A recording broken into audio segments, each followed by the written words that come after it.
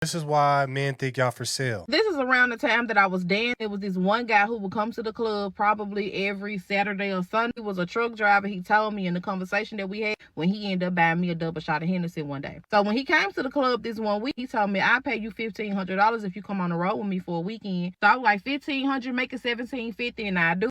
And he did. So he ended up giving me half the money. Then he said, I'll give you the rest of the money when you hop on the road with me. So I was like, shit, why not? Okay. So I ended up telling him that he was going to have to pay my mama to babysit my baby for me. And he asked me how much to pay my mama. And I told him he had to give my mama $250. So I ended up asking my mama if she'd be willing to watch my baby for the weekend for $250. And she said, yeah. I drove my baby in my car to my mama's, and I told him to come and pick me up from my mama's house because that's where I'll be leaving my car for the weekend. He came and picked me up. He had a big ass Ford F-150. He came and picked up, and we ended up going to the place where he, get his rig from or whatever. And we ended up hopping on the road. As soon as we hopped on the road, as soon as I seen that welcome to Mississippi sign, I ended up telling him,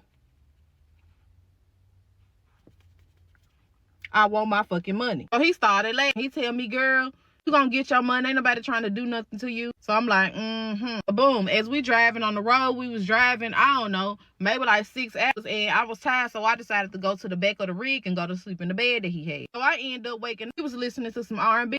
Can we talk for a minute?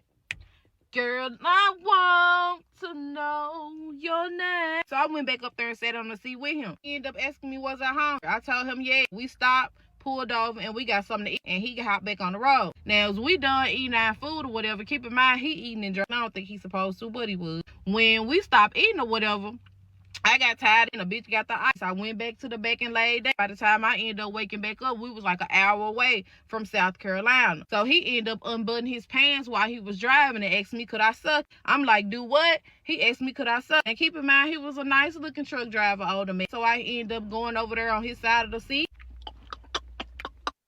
Y'all women got issues. This is why men think y'all for sale. This is why men think y'all for sale. Y'all doing stuff like this. This is a terrible. Look, if this is a life you want to live, don't put it on social media. I'm sorry. You got little girls watching this stuff. You got people watching this stuff. You are better than that.